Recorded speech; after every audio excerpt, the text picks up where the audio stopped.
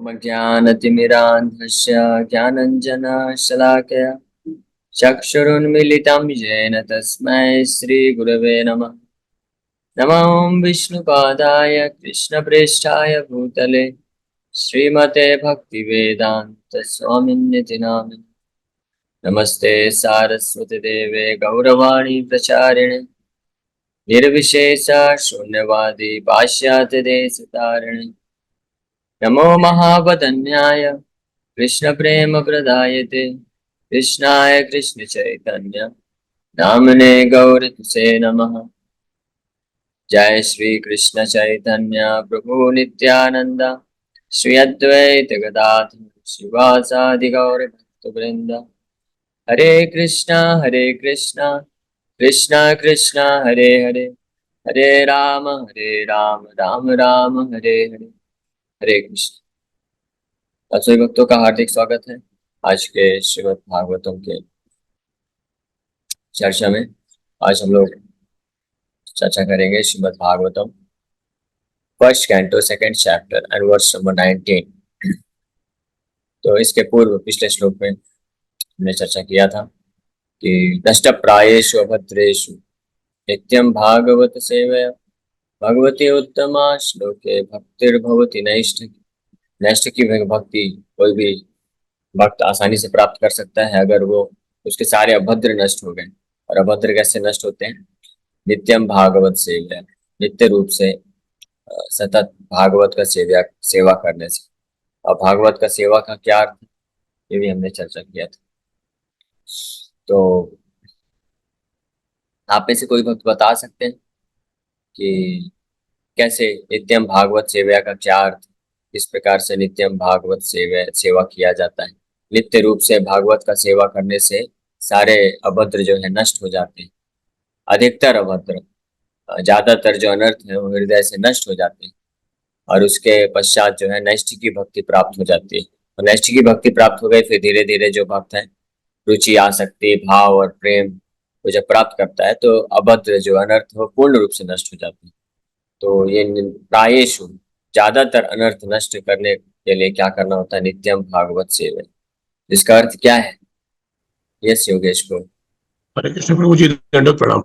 नित्यम भागवत सेवा मतलब भागवत को पर्सन भागवत से हम हमेशा सुन के श्रवण करके हम अपने जो अभद्र है उसको नष्ट कर सकते हैं। हाँ, वेरी नाइस, थैंक यू। बिल्कुल परफेक्ट आंसर दिया आपने।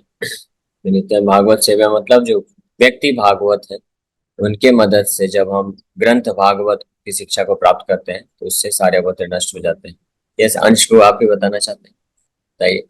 ओके, एक और कोई डिवोटी बताना चाहते हैं? माता जी यस हरे बताइए। कृष्ण प्रभु जी। हाँ, हरे कृष्ण। नित्यम भागवत का मतलब शुद्ध भक्त से हमें रोज मतलब भागवत श्रवण करना चाहिए जिससे कि हमारे अभद्र दूर हो जाते हैं। Very nice, thank you. नित्य मतलब रोज प्रतिदिन। गोपाल जी यहाँ पे ट्रांसलेशन में भी लिख रहे हैं कि by regular attendance in classes on the Bhagavatam, Bhagavat के कक्षा में रेगुलर अटेंडेंस होना चाहिए तो उससे हमारे सारे अभद्र नष्ट हो जाते हैं। यस कविता माता जी आप। हरे कृष्ण प्रभु जी, प्रणाम। प्रभु जी, नित्यम भागवत से जैसे भागवत हमारे पास व्यक्ति भागवत और बुरंत भागवत होते हैं, तो मतलब हमें डेली इन दोनों के टच पे रहना चाहिए, उनको सुनना भी चाहिए और उनको पढ़ना भी चाहिए। Hare Krishna. Okay, very nice, thank you. तो योगेश को कविता माता जी और कामिनी कृष्ण माता जी ने बिल्कुल सही बताया, परफेक्ट बताया कि नित्यम भागवत का अर्थ होता है नित्यम भागवत सेवया। भागवत सेवा का अर्थ होता है भागवत दो प्रकार के होते हैं, ग्रंथ भागवत और व्यक्ति भागवत, पर्सन भागवत। व्यक्ति भागवत वो होता है जो ग्रंथ भागवत में जो शिक्षा है उसको अपने पूरा जीवन में उतारता है, यानी भगवान का शुद्ध भक्त ही वास्तव में व्यक्ति भागवत हो सकता है। तो उनके मार्गदर्शन में जो भागवतम का कथा सुनता है श्रवण करता है वो नित्य भागवत सेवा होता है। यही भागवत सेवा इस ग्रंथ भागवत ग्रंथ को अगर कोई अभागवत से सुनता है तो वो फिर भागवत सेवा नहीं होगा, बल्कि उल्टा हो जाता है। वो भागवत जो है उसके लिए विष बन जाता है, वो सेवा ना हो करके भोग हो जाता है और उसका उल्टा प्रभाव होता है। तो ये फर्स्ट पार्ट था इस भागवत सेवा का, 50% बोल सकते हैं, जो कि निश्चित रूप में सबसे महत्वपूर्ण है और सबसे प्रारंभिक सेवा है भागवत की, कि हम किसी व्यक्ति भागवत से भगवान कृष्ण के जो ग्रंथ है भागवत है उसका कथा का श्रवण करें। फिर इसके बाद नेक्स्ट एक और पार्ट है इसका, सेकंड पार्ट, यानी दूसरा जो 50% है इस सेवा का, वो क्या है? और कौन बता सकता है? जैसे और कोई भक्त बता सकते हैं ये भागवत सेवा सेवा कंप्लीट कैसे होती है? मैंने बताया था कि किसी भक्त का हम सेवा करना चाहते हैं या भगवान का सेवा का ग्रंथ भागवत का सेवा करना चाहते हैं तो सेवा किस प्रकार से पूर्ण होती है, सेवा की पूर्णता कब होती है? पहला तो है कि भगवान के भक्तों से श्रवण करना भगवान के बारे में, ये पहला सेवा है। दूसरा, यस अंश को, हाँ हरे बताइए कृष्ण अंश को, प्रभु। सुन पा रहा हूँ। हाँ प्रभु जी, अपन लोग भागवत कथाकार या जो वैष्णव की सेवा करते हैं, जैसे जैसे हमें हमारे गुरु जो हमको बताते हैं कि हमें क्या करना चाहिए, क्या नहीं करना है, श्रवण कीर्तन करना चाहिए, प्लस हमारे प्रभु की जो आज्ञा होती है प्रभु जी की कि आपको ये करने से हमारे मन और विकार शुद्ध हो जाते हैं, जो वो सारी चीजें हम करते हैं तो वो भी एक प्रकार की भगवत सेवा हो जाती है प्रभु जी। Yes yes, very nice, thank you, बहुत सही बताया आपने। तो दूसरा 50% जो सेवा है वो ये है, पहला तो है कि अच्छे से श्रवण करना है, सुनना है, और दूसरा उसको अपने जीवन में उतारना भी है, ये भी उसी सेवा का ही भाग है। अगर ये दूसरा सेवा नहीं होगा तो जो सेवा है भागवत सेवा पूर्ण नहीं होगा, वो केवल वो जैसे बोलते हैं सत्यनारायण की कथा के जैसा हो जाएगा, सुन तो रहे हैं लेकिन उसका कोई जीवन में उपयोग नहीं कर रहे हैं। इसलिए दूसरा ये भी, इसलिए जो पहला भाग है, पहला जो सेवा है कि भगवान के भक्तों के मुख से श्रवण करना भागवत कथा को, तो उसमें इस भाव से श्रवण करना चाहिए कि मुझे इसको अपने जीवन में उतारना है, with the desire to apply in our life, अपने जीवन में इस भागवत ग्रंथ की शिक्षाओं को उतारना है, उस भाव से श्रवण करेंगे तो वो जो पहला 50% सेवा कंप्लीट होता है। फिर दूसरा 50% सेवा जो है कि भक्त के द्वारा जब उपदेश हम प्राप्त करते हैं अपने जीवन में किस प्रकार से भक्ति करना है, सबसे महत्वपूर्ण जो है उपदेश है कि श्रवण कीर्तन का अच्छे से पालन करना है। तो श्रवण कीर्तन को जब हम करते हैं, जप करते हैं, कम से कम 16 माला का जप, और फिर जो परहेज बताया जाता है 4 नियम का पालन, तब वो पूर्ण होता है, तब जो हमारे हृदय के नष्ट प्राय शोभत ऋषु को हम प्राप्त कर सकेंगे और भगवान उत्तम श्लोक के प्रति नैष्ठिकी भक्ति प्राप्त होगी, है ना। जिस प्रकार से आप किसी एक्सपर्ट डॉक्टर के पास तो जाते हैं, आपकी बीमारी, आपका सिम्टम, लक्षण बताते हैं कि ये मुझे कष्ट हो रहा है, लेकिन जब तक वो एक्सपर्ट डॉक्टर जो है आपको सब सुझाव भी दे देगा, सब जो है टेस्ट करके बता देगा कि आपको इस कारण से बीमारी हुई है और आपको ये करना चाहिए, इस प्रकार की दवाई लेना चाहिए और ये चीज नहीं खाना चाहिए, ये परहेज करना चाहिए, तो आपने सब सुन के तो आप आ गए, लेकिन अगर उसको आप उतारेंगे नहीं, उसके जो सुझाव आपने जो आदे मार्गदर्शन आपने प्राप्त किया है, अगर उसको जीवन में उतारेंगे नहीं तो आपको फिर कोई लाभ नहीं मिलने वाला है, आपको उस बीमारी से आप मुक्त नहीं हो सकते। ये तो भौतिक उदाहरण है जिसमें डॉक्टर से सलाह मशवरा लिया लेकिन उसको अप्लाई नहीं किया, जीवन में उतारा नहीं, तो उसको कोई भी लाभ नहीं मिलेगा, 0% हो गया। लेकिन आध्यात्मिक में ऐसा नहीं है।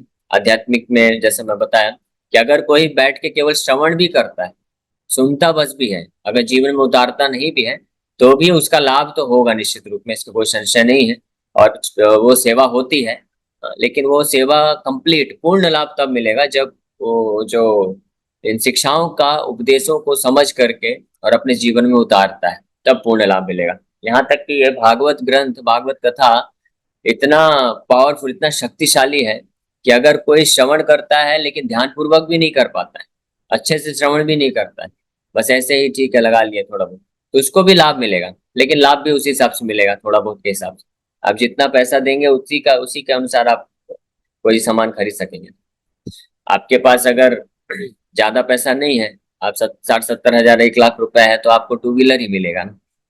आप सोचेंगे 4 व्हीलर चाहिए तो आपको फिर उस हिसाब से 5, 6, 7, 8 लाख देना पड़ेगा, और अच्छा 4 व्हीलर चाहिए, मर्सिडीज BMW चाहिए, तो आपको फिर उस हिसाब से 60, 70, 80 लाख, करोड़, 1-1 करोड़ तक के 4 व्हीलर्स आते हैं, वो लेना पड़ेगा। और आपको चार्टर्ड प्लेन अगर चाहिए तो और करोड़ों रुपए खर्च करना पड़ेगा। जितना आप देंगे उतना ही तो आप सामान प्राप्त करेंगे। तो इसी प्रकार से हम भगवान के भक्ति योग में जुड़े हैं, तो हम जितना हमको क्या देना है, हमारे तरफ से क्या देना है हमको, हमारी तरफ से ईगरनेस, लौल्यम जिसको बोलते हैं, हमारे तरफ से एकाग्रता देना है, हमारी तरफ से गंभीरता देना है, समय देना है, समय तो देना ही है, बिना समय के तो कुछ नहीं हो सकता है। तो समय आप दे रहे हैं तो निश्चित रूप में आपने कुछ तो दिया भगवान की सेवा में, तो लाभ तो मिलेगा ही, लेकिन पूर्ण लाभ उस भक्त को मिलता है जो नित्यम रूप से भागवत सेवा करते हैं। भागवत सेवा क्या हुआ? सेवा का भाव तो हमने स्पष्ट रूप से यहाँ पे डिस्कस किया। तो ऐसा कोई करेगा तो बहुत जल्द ही, बहुत समय नहीं व्यतीत करना पड़ेगा, बहुत जल्द ही वो महसूस कर सकेगा भक्तिर भवती नैष्ठिकी, भगवान के प्रति नैष्ठिकी भक्ति उत्पन्न हो जाएगी। और नैष्ठिकी भक्ति का मतलब है कि फिर कोई बहाना उसको रोक नहीं सकेगा भगवान का भक्ति करने के लिए, नाम जप करने के लिए। 16 माला कम से कम डेली जप करना है, ये फिर वो हर परिस्थिति में कर ही पाएगा। इस प्रकार से ये श्लोक में सुध गोस्वामी वर्णन कर रहे हैं।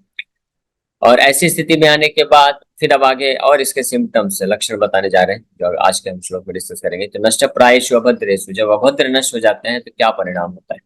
ये जो अभद्र होते हैं हृदय में, इन अभद्रों की उपस्थिति के कारण ही व्यक्ति जो है तमोगुण रजोगुण में चला जाता है, और उसके कारण ही फिर अलग अलग प्रकार के पाप कर्म करता है, दुख भोगता है। लेकिन जैसे ही नित्यम भागवत सेवा करता है, भागवत कथा को सुनता है भगवान के भक्तों के माध्यम से, तो उस प्रकार से जो अभद्र नष्ट हो जाते हैं, तो फिर क्या होता है? तदा रजस्तमो भावा कामलोभादयश्चये चेतयेतर अनाविद्धम स्थितम सत्वे प्रसीदति। उस समय, तदा मतलब उस समय, एट दैट टाइम मतलब कि पिछले श्लोक से कनेक्शन है, संबंधित है कि अगर कोई नित्यम भागवत सेवा करता है तो उससे नष्ट प्रायेषु भद्रेषु। प्रायेषु शब्द भी महत्वपूर्ण है। प्रायेषु मतलब कि जरूरी नहीं कि 100% अनर्थ नष्ट हो जाए तभी आप जो है इस स्टेज को प्राप्त करेंगे। वो बोल रहे प्रायेषु मतलब ज्यादातर अनर्थ नष्ट हो गए, अभी भी कुछ कुछ बचे हुए हैं, तो भी उसके जीवन में परम शांति आ जाएगी। तदा मतलब एट दैट टाइम, रजस्तमो भावा, as soon as irrevocable loving service is established in the heart, the effects of nature's modes of passion and ignorance, such as lust, desire, and hankering, disappear from the heart. Then the devotee is established in goodness and he becomes completely happy. स्थितम सत्वे प्रसीदति मतलब पूर्ण रूप से संतुष्ट परम शांति को प्राप्त कर लेता है। तदा उस समय रजस तमो भावा, ये रजोगुण और तमोगुण जो है हृदय में उपस्थित है, इस जिसके कारण व्यक्ति के अंदर एक काम वासना आता है, लोभ आता है, क्रोध आता है। रजोगुण के कारण काम उत्पन्न होता है, काम वासना, लस्ट आता है, हैंकरिंग होती है, तृष्णा होती है, इसलिए कृष्ण को छोड़ के तृष्णा के पीछे भागता रहता है। ये रजोगुण का प्रभाव होता है। रजोगुण मतलब बहुत दौड़ भाग, मन पूरी तरह से विचलित है, इंद्रियां असंयमित है, अनकंट्रोल्ड है। जैसे जैसे मन जो है उसको आदेश देता है, वैसे वैसे वो व्यक्ति उस कार्य को करने के लिए पूरा अपना समय व्यतीत कर देता है, एनर्जी व्यतीत कर देता है, बहुत एक्टिव रहता है। इस प्रकार से रजोगुण के प्रभाव से काम वासना उत्पन्न होता है। भगवद गीता में भी यही बताते हैं कि काम ऐसा, क्रोध ऐसा, रजोगुण समुद्भव। अर्जुन ने जब प्रश्न पूछा था कि हे कृष्ण, अथ केन प्रयुक्त अयम पापम शरति पुरुषः अनिच्छन अपि वार्ष्णेय बलादिव नियोजिता। अथ केन प्रयुक्त अयम पापम चरति पुरुषः, जो इस संसार के लोग हैं, ऐसा क्या होता है कि ना चाहते हुए बलादिव नियोजिता, बल पूर्वक उनको कोई अंदर से फोर्स होता है, वो उनको नियोजित कर देता है पाप कर्म करने के लिए। क्या कारण है? अर्जुन ने बहुत अच्छा प्रश्न पूछा था, क्योंकि निश्चित रूप में ये बल ही है ना। क्या बल है, कौन सा बल है कि ना चाहते हुए व्यक्ति जबरदस्ती जो है गलत कर्म में प्रवृत्त हो जाता है, लग जाता है। भगवान उत्तर देते हैं कि काम ऐसा, क्रोध ऐसा, रजोगुण समुद्भव। रजोगुण से उत्पन्न होने वाला ये काम है, काम वासना, लस्ट, और later it gets transformed into wrath मतलब क्रोध। हाँ, जब काम पहले तो रजोगुण से उत्पन्न होता है काम वासना, तृष्णा, इच्छा, असीमित इच्छाएं, और उसको पूरा करने के लिए व्यक्ति तत्पर होता रहता है, लगा रहता है, दिन रात परिश्रम करता है। तो दो स्थिति हो सकती है, या तो वो अपनी काम वासनाओं को पूरा कर लेगा, जो भौतिक इच्छाएं हैं उनको पूरा कर लेगा, तो जैसे ही पूरा कर लेगा तो वो काम वासना और बढ़ जाएगी, क्योंकि और रजोगुण बढ़ गया, और रजोगुण, जितना रजोगुण बढ़ेगा उतना ही वो काम जो है बढ़ेगा। जैसे कोई व्यक्ति है, मान लीजिए वो धंधा चालू किया, उसका इच्छा है कि मुझे अभी 1 साल के अंदर अंदर अपना जो टर्नओवर है 1 करोड़ रुपए करना है, कम से कम 1 करोड़ रुपए प्रॉफिट कमाना है, तो दौड़ भाग कर करके खूब मेहनत करता है और 1 साल के अंदर ही अंदर 8-9 महीने में 1 करोड़ रुपए का टर्नओवर आ जाता है। तो जैसे ही आ जाता है तो इतना रजोगुण उसका बढ़ जाता है, फिर उसको लगता है अरे वाह, मैंने 8-10 महीने में ये कर दिखाया, 1 करोड़ रुपए कर लिया। अब नेक्स्ट टारगेट सेट करता है कि अब 6 महीने के अंदर 2 करोड़ का टर्नओवर करना है। तो इस तरह से फिर और दौड़ भाग करता है, करता रहता है, फिर इस तरह से और बढ़ जाता है, फिर और टारगेट रखता है। फिर आसपास के अपने कंपटीटर होते हैं तो उनको देखता है, अरे वो तो 5 करोड़ का उसका टर्नओवर है, मैं तो 6 महीने में 2 करोड़ का टर्नओवर है, उसका तो 5 करोड़ का हो रहा है। तो फिर वो प्रयास करता है कि कैसे उसका धंधा डाउन किया जाए और अपना और बढ़ाया जाए। तो फिर 6 महीने में वो 10 करोड़ का टर्नओवर कर देता है, चाहे इसके लिए कुछ गलत चीजों का इस्तेमाल करना पड़े, धोखा देना पड़े, झूठ बोलना पड़े, यहाँ तक कि लोग ऐसे ऐसे केस होते हैं जहां तक कि लोग मर्डर भी कर देते हैं। ये सब के अपराध, इतने सारे भयानक अपराध कर करके भी जो है व्यक्ति अपनी काम वासनाओं को पूरा करना चाहता है। तो ये है रजोगुण। और जैसे जैसे ये काम वासना, जैसे अभी हमने चर्चा किया कि काम वासना जैसे पूर्ति होता जाता है तो ये और बढ़ता ही जाता है, बढ़ता ही जाता है, कम नहीं होता है। और एक ऐसा स्टेज आएगा, एक ऐसा समय आता है कि जब वो और उसको पूरा नहीं कर सकता है। तो जैसे ही जो इच्छा होती है, काम वासना होती है, जब वो पूरी नहीं होती है तो वो क्या हो जाती है, व्यक्ति को तमोगुण में डाल देती है। और तमोगुण में पैदा हो जाता है क्रोध, फिर उसको क्रोध आता है, फ्रस्ट्रेशन आता है, एंजाइटी, चिंता, मन की अशांति और क्रोध उत्पन्न होता है। इसके कारण व्यक्ति बहुत चिड़चिड़ा हो जाता है और बहुत गुस्से में बात करता है, लड़ाई झगड़ा करता है। और फिर यहाँ तक कि ऐसे केस हो जाते हैं कि इतना ज्यादा टेंशन में, चिंता में चला जाता है कि शराब पीने लगता है, ड्रग्स लेने लगता है, और फिर भी नहीं होता उसका गुस्सा दूर या चिंता दूर नहीं हो पाता है। तो यहाँ तक कि वो आत्महत्या भी करने का विचार करने लग जाता है।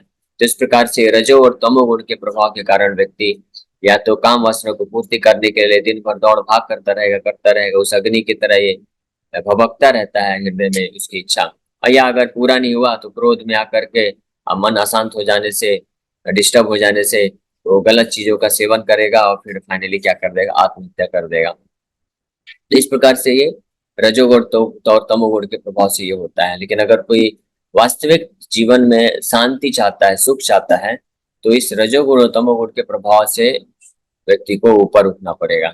और ये ऊपर उठने के लिए ही सबसे सरलतम उपाय है सतोगुण में आने के लिए। जब इस प्रकार से अभद्र नष्ट हो जाते हैं, काम लोभ दयश्चय, काम लोभ आद्या, यहाँ पे काम और लोभ बताया गया है, काम लोभ आद्यश्च। ये काम लोभ से शुरुआत होता है, लेकिन इसके अलावा भी बहुत सारे हैं, काम, क्रोध, लोभ, मोह, मद, मात्सर्य, इस प्रकार के अन्य अन्य जितने भी अन्य प्रकार के अनर्थ एक के बाद एक उत्पन्न होते रहते हैं। वास्तव में काम से ही सारे जो चीजें हैं उत्पन्न होती है। काम से, काम की पूर्ति हुई तो लोभ उत्पन्न होगा, काम की पूर्ति नहीं हुई तो क्या बोलते हैं, क्रोध उत्पन्न हो जाएगा, है ना। और काम की जैसे पूर्ति होते जाती है तो उसी कारण लोग उसके अंदर मद आ जाता है, मद का मतलब पागलपन उत्पन्न हो जाता है। और इसके कारण मोह भी उत्पन्न होता है, वो भ्रम में आ जाता है कि मैं ही ईश्वर हूँ, हम भोगी बलवान सुखी। वो सोचता है कि मैं ही ईश्वर हूँ, कोई और भगवान नहीं है। जो कर्म कर सकता है, जिसके पास शक्ति है, जिसके पास पैसा है, वही ईश्वर है, और कोई अलग से ईश्वर वगैरह कुछ नहीं है। और फिर इस प्रकार से वो मोह भी उत्पन्न है। मोह का मतलब होता है भ्रम। तो इस प्रकार से काम के कारण लोभ, क्रोध, मोह, मद, ये सब उत्पन्न होता है। और इसी काम के कारण ही जब उसकी इच्छाएं पूर्ति नहीं होती लेकिन किसी और की इच्छा काम की पूर्ति होती है तो ईर्ष्या भी उत्पन्न हो जाता है। तो सारे के सारे जो बाकी 5 अनर्थ हैं ये काम के कारण उत्पन्न होते हैं। और ये काम वासना रजोगुण के कारण उत्पन्न होती है। और इसी रजोगुण तमोगुण में भी ये जाता है तो क्रोध वगैरह उत्पन्न होता है। इसी रजोगुण और तमोगुण से बचने के लिए चेत चेत एतर अनाविद्धम, किस व्यक्ति का चेतम चित्त, चित्त मतलब मन, तो मन इन सारे अनर्थों से मुक्त हो सकता है। अनाविद्धम मतलब किसी भी प्रकार से प्रभावित ना हो। इसके लिए जब जो व्यक्ति भागवत श्रवण करता है, सुनता है, भगवान की शिक्षाओं को समझता है, तो इससे जब अभद्र नष्ट हो जाते हैं, काम क्रोध वासनाएं नष्ट हो जाती है, तो स्थितम सत्व प्रसिद्धति, तो वो सत्व गुण में स्थित हो जाता है और इस प्रकार से प्रसिद्धति, वो संतुष्टि या परम शांति को प्राप्त कर सकता है। यहाँ से अभी ये सब बहुत महत्वपूर्ण है, ये बैकग्राउंड क्रिएट हो रहा है। जिस प्रकार से जब कोई बहुत महान व्यक्ति, ये प्रधानमंत्री है, राजा है, वो आता है किसी शहर में तो बहुत साफ सफाई किया जाता है। इसी प्रकार से पहले भागवत सेवा, भगवान के बारे में श्रवण करके ये रजोगुण तमोगुण से व्यक्ति जब मुक्त होता है तो उसका हृदय साफ होता है, तब भगवान वहां पे आ सकते हैं। जो भगवत भजन है, भगवान के प्रति जो सेवा है, भगवान के प्रति जो श्रवण कीर्तन है, या भगवान के प्रति जो प्रेम है, वो कभी भी अशांत मन में विकसित नहीं हो सकता है, यह संभव है, ये हो ही नहीं सकता है। उसके लिए मन की शांति बहुत जरूरी है। मन की शांति, जीवन का उद्देश्य मन की शांति प्राप्त करना नहीं है। जीवन का अंतिम उद्देश्य मन की शांति प्राप्त करना नहीं, लेकिन ये शांति के स्थिति में ही व्यक्ति जो है भगवान के भक्ति में, भजन में फोकस कर पाएगा, एकाग्रचित हो पाएगा। अन्यथा मन हमेशा जब तक ये काम क्रोध के कारण विचलित रहेगा तो कहाँ से भजन कर पाएगा। उसको लगेगा, वो एक माला करने बैठेगा तो मन में 10 बार विचार आएगा, अरे यार ये मैं एक माला करने से अच्छा जाके कुछ धंधे का काम कर लेता, मेरा माल आने वाला है उसका डील कर लेता तो मेरे को शायद 1-2 लाख रुपए का फायदा हो जाएगा, एक माला जब करने से क्या फायदा। तो मन जब इस प्रकार से काम और क्रोध की वासनाओं में फंसा रहेगा तो भजन ठीक ठाक से नहीं हो पाएगा, जबरदस्ती कोई कितना भी करवाएगा नहीं हो पाएगा। इसलिए महत्वपूर्ण है कि सबसे पहले हमारे हृदय से ये जो अशांति है, अशांति कब उत्पन्न होती है, जब ये वासनाएं होती हैं, भौतिक इच्छाएं रहती, भुक्ति मुक्ति सिद्धि कामी सकली अशांत, कृष्ण भक्त निष्काम तैव शांत। भुक्ति मुक्ति और सिद्धि, ये तीनों प्रकार की इच्छाएं जो रखता है हृदय में, तो उसका मन हमेशा अशांत रहता है, विचलित रहता है। इसलिए वो कभी भी भगवान के भजन में एकाग्रचित्त नहीं हो सकता है। तो भगवान के भजन में, भगवान के भक्ति में अगर हम एकाग्रचित्त होना चाहते हैं, माला का, हम कई बार भक्त प्रश्न पूछते हैं कि हम माला तो करना चाहते हैं प्रभु जी, लेकिन मन एकाग्र नहीं होता है, क्या करें। 16 माला करना चाहते हैं, 64 माला भी करना चाहते हैं, लेकिन कई बार समय भी रहता है कि वो, ऐसा नहीं कि समय की कमी, समय की कुछ कमी नहीं है, ये सब बहाने होते हैं कि समय नहीं है, समय बहुत है ना। वही अगर अलग अलग प्रकार के भौतिक कार्यों में बुलाया जाए तो पूरा समय निकाल लेते हैं लोग, घंटों घंटों व्यतीत कर देते हैं। क्रिकेट मैच चालू होता है तो कहाँ से समय निकाल लेते हैं, एक से एक जो व्यस्त लोग हैं सब समय निकाल लेते हैं। क्यों? क्योंकि वहां पे उनका इंटरेस्ट, रुचि आती है, लेकिन भगवत भजन में रुचि नहीं आती है, इसलिए समय नहीं निकाल पाते। तो वास्तव में समय नहीं है, ये गलत बहाना है, ये तो बात नहीं है। मेन मुख्य कारण है कि मन विचलित रहता है, मन अशांत है, इतनी सारी भौतिक इच्छाएं, वासनाएं मन में होने के कारण मन अशांत रहता है। इसीलिए जो भी भक्त, जो भी व्यक्ति चाहते हैं भगवत भजन में आगे बढ़ना चाहते हैं, चाहते हैं कि हम अच्छे से बैठ के भगवान के नाम का जप कर सकें, तो उनको कभी भी ये भागवत कथा का श्रवण को त्यागना नहीं चाहिए। क्योंकि नित्यम भागवत सेवया नष्ट प्रायेषु अभद्रेषु, जब हम नित्य रूप से भगवान के भक्तों से भागवत का श्रवण करेंगे तो हमारे अभद्र जो है ज्यादातर नष्ट होंगे, और तब जो है हम तदा रजो तमो भावा, ये जो रजोगुण तमोगुण है, हम उससे ऊपर उठ के सतोगुण में आ पाएंगे, और उस स्थिति में ही हम वास्तव में भगवत भजन अच्छे से कर सकते हैं, अन्यथा ये संभव नहीं है। तो इसीलिए शांति को प्राप्त करना बहुत महत्वपूर्ण है। कल के अगले श्लोक में बताया जाएगा, एवं प्रसन्न मनसो, जिस प्रकार से जो प्रसन्न मन है, जिसका शांत चित एकाग्रचित मन है, तो वो भगवान के बारे में रुचि विकसित कर सकता है, भगवान के बारे में भजन कर सकता है, सेवा कर सकता है। भगवान कृष्ण में भी गीता में इसका कंफर्मेशन देते हैं, बोलते हैं ब्रह्मभूत प्रसन्नात्मा न सोचती न कांक्षति। जो ब्रह्मभूत स्थिति में पहुंचता है, ब्रह्मभूत स्थिति में मतलब कि जान जाता है मैं शरीर नहीं आत्मा हूं, जिसको भगवत ज्ञान है, साक्षात्कार है, जो भागवत श्रवण करता है, गीता भागवत की शिक्षाओं को श्रवण किया है, कथा श्रवण करता है, इस प्रकार से न सोचती न कांक्षति, फिर उसके हृदय में न प्रकार किसी भी प्रकार की इच्छा नहीं रहती है, न ही कोई शोक रहता है। और समा सर्वेषु भूतेषु मद भक्ति लभते पराम, ऐसी स्थिति में वो जो है सम हो जाता है, समभाव हो जाता है और भगवान की भक्ति को प्राप्त कर पाता है। ओके, हरे कृष्ण। इसी के साथ यहीं पे विराम करते हैं। आप सभी भक्तों का बहुत बहुत धन्यवाद। हरे कृष्ण। हरे कृष्ण। प्रभु जी आपने जो बोला एकाग्र माइंड करके, जिसका ना 16 माला नहीं होता है, 34 माला नहीं होता है, तो प्रभु जी वो मतलब क्या चीज को रोकती है माला करने से, मतलब जो ये बहाना देते हैं? हाँ, वही मैं जैसे ऑलरेडी बताया कि मन इतना विचलित रहता है, मन में और इतनी ये रजोगुण के कारण जो इच्छाएं हैं, भौतिक इच्छाएं हैं, काम वासना जिसको बोलते हैं, काम वासना केवल वो नहीं है, सेक्स लाइफ बस नहीं होता है, वो तो एक चीज है। काम वासना का अर्थ होता है कि इस भौतिक संसार से हम कुछ भी जो है प्राप्त करना चाहते हैं। कोई बहुत बड़ा पोजीशन प्राप्त करना चाहता है, नेता बनना चाहता है, या कोई बहुत बड़ा धंधा बनाना चाहता है, अपना नाम कमाना चाहता है। ये सब वासनाएं होने से मन उसका विचलित रहेगा। तो कैसे चुपचाप बैठ के हरे कृष्ण कहाँ कर पाएगा? उसको लगेगा हरे कृष्ण से क्या मिलेगा, वो इस प्रकार से उसका मन विचलित रहेगा। ओके। प्रभु जी, वो चीज से ओवरकम करने के लिए क्या सजेशन होगा? हाँ, उसी के लिए ये श्लोक में सुद गोस्वामी बता रहे हैं साफ साफ कि नित्यम भागवत सेवया, अगर भगवान के भक्तों के मुख से श्रवण करेंगे, भागवत सेवा करेंगे, तो अभद्र जो है नष्ट होंगे। और तब हम तदा रजस तमो भावा काम लोभ दयस्य, जो आज का श्लोक हमने चर्चा किया कि इस प्रकार से रजोगुण तमोगुण से मुक्त होकर सितम सत्वे प्रसीदति, और वो सतोगुण में आ जाएगा। तब जो है वो आगे फिर अगले श्लोक में बताएंगे, तब वो भगवान के भक्ति में निष्ठा पूर्वक जो है भजन कर पाएगा प्रसन्न मन से। अभी मेरा क्वेश्चन ये था कि मान लीजिए किसी व्यक्ति को वो भौतिक सुखों से उसको कोई आकांक्षा नहीं आगे, लेकिन फिर भी उसका मन एकाग्र नहीं हो रहा है। उसके लिए बताया जैसे एक प्रामाणिक गुरु की आवश्यकता होती है, उसके सानिध्य में रह के जब वो कुछ दिन तक भजन कीर्तन करेगा तब जाके उसके मन को एकाग्रता मिलती है। प्रामाणिक गुरु की पहचान कैसे होगी आज की, और ऐसे कहाँ सुलभ है प्रामाणिक? हाँ, प्रामाणिक गुरु की पहचान सबसे पहली बात तो ये है कि वो भगवान के जो प्रामाणिक गुरु शिष्य परंपरा होता है उसमें आते हैं, और दूसरा वो जो गीता भागवत की शिक्षा है उसको अपने जीवन में खुद उतारते हैं। यानी गीता भागवत की शिक्षा क्या है कि हमको भगवान का भक्ति करना चाहिए शुद्ध भाव से। तो जो प्रामाणिक गुरु होते हैं वो खुद जो है 24 घंटे भगवान की सेवा में निरंतर लगे रहते हैं।